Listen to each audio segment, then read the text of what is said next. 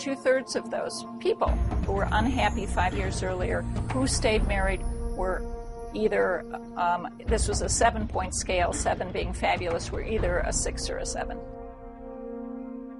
People with one partner are much happier with their partner sexually and emotionally than are individuals who have many partners. Correlational evidences, the associations, are striking.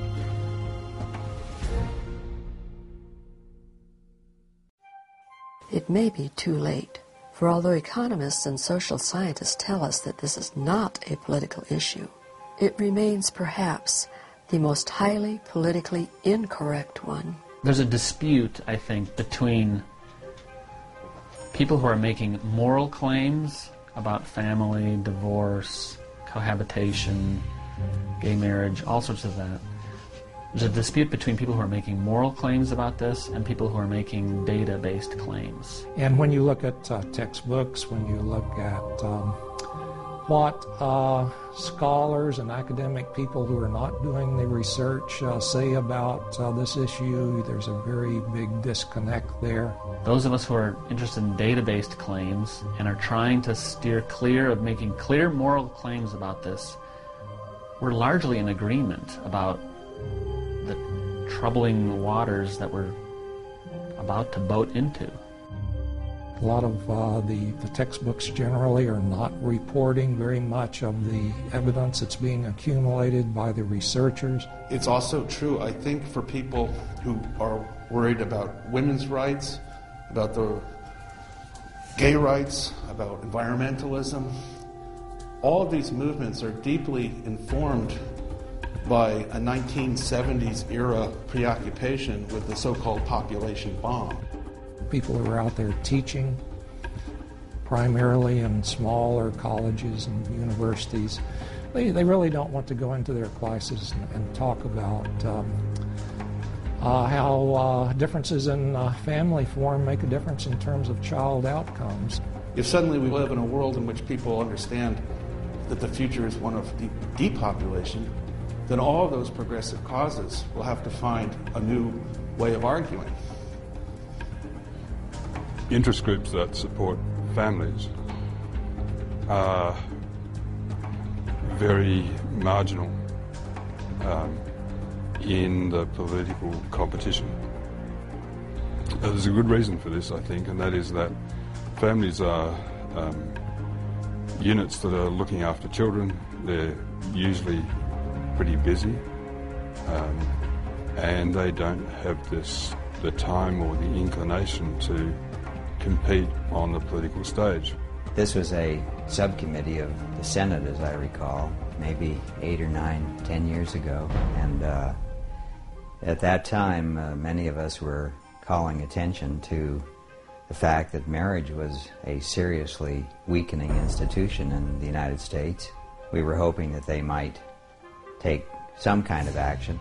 Politicians will be bombarded by all sorts of groups. The temptation to forget that there are families out there and that the state and society in large has a role in supporting and protecting the family, that's what is likely to get lost. I don't think anything came out of that, to tell you the truth.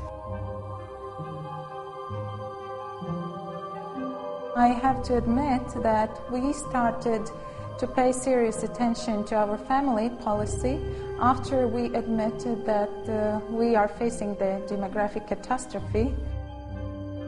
The number of the young children are becoming less and less.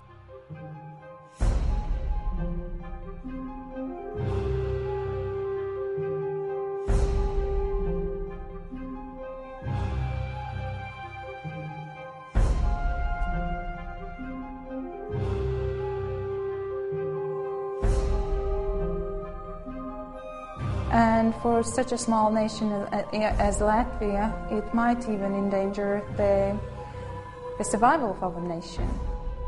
So it's very crucial for us to change the demographic situation. And we, as the policymakers, think that the best way to improve the demographic situation is by strengthening the families. Well, one of the tricky things about this question is if people are not having enough children as a whole to replace the population, does that imply eventual human extinction? And I think the answer actually is no, because there are children still being born. It's just that they're disproportionately being born to people of faith. That's true whether we're talking about Orthodox Jews or fundamentalist Christians, fundamentalist Muslims. Around the world, people of the book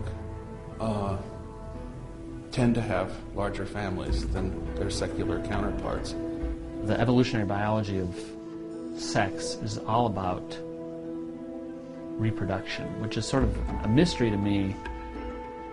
If in fact we are hardwired to reproduce, why are so many people not interested in reproducing? For those of us who were raised to believe in the teachings of Thomas Malthus or Charles Darwin, for example, these trends are very hard to absorb. I mean, the most intelligent people in the world are not interested in reproducing. Darwinism, for example, presumes that organisms always breed up to the limits of their resources. And this is what causes the competition and survival of the fittest under the theory.